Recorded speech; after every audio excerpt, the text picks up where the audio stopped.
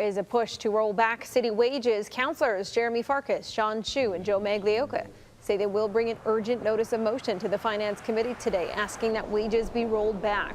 They say the salaries of city workers, councillors, even the mayor need to be trimmed because of a $70 million shortfall, which they blame on the new provincial budget. Danielle Smith from Global News Radio 770 CHQR joins us to continue this conversation. I've seen a lot of reaction on both sides of this one, Danielle. One saying, well, we knew the cuts were coming, and the other side supporting something else altogether. The real problem is that they didn't get a handle on this when we began the downturn in 2014.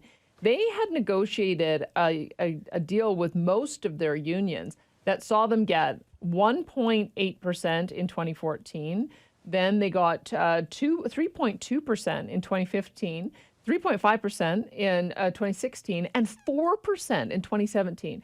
No one in Alberta was getting a 4% wage increase in 2017, but they locked themselves into this deal thinking the boom times would last forever. Of course, they had we suffered a major downturn in 2014 that we still haven't really recovered from. So that's the context that I think everybody needs to look at this in, is that as much as the unions say that they've taken some austerity measures in the last 2 years, yes, they have. But it followed 4 years of excessive increases. And now the chickens have come home to roost here. We finally have a provincial government that is not prepared to ignore it any longer and just kick it down the road. They're making actions that are forcing decisions on the city of Calgary. It's unfortunate that they didn't foresee this. It's unfortunate they didn't take actions when they should have. It's unfortunate they didn't take actions 2 years ago when Jeremy Farkas got elected and said that there was a real problem. So now they've got to make a decision today, because otherwise it'll only get worse down the road. We spoke with the CUPE member yesterday, and he was like, they've asked us, we're going to say no. The answer is still no.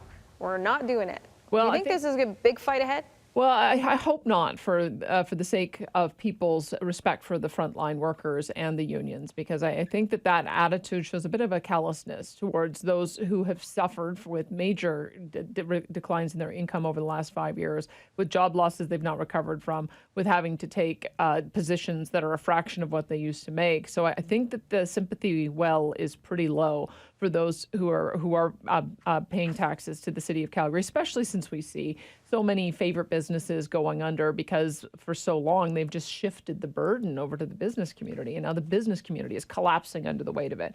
Something's got to give here, and because wages make up such a high percentage of the city's costs, that's the only place to show some austerity. I hope that we see a little bit more reasonableness on the part of the unions, if it's only for a short term. This is just it. It's not like it's going to be forever, but there needs to be a couple of years until we get back into budget balance. Well, we'll see what happens today. The conversation continues on your show starting at 9:30 this morning. Thanks, Danielle. Thank you.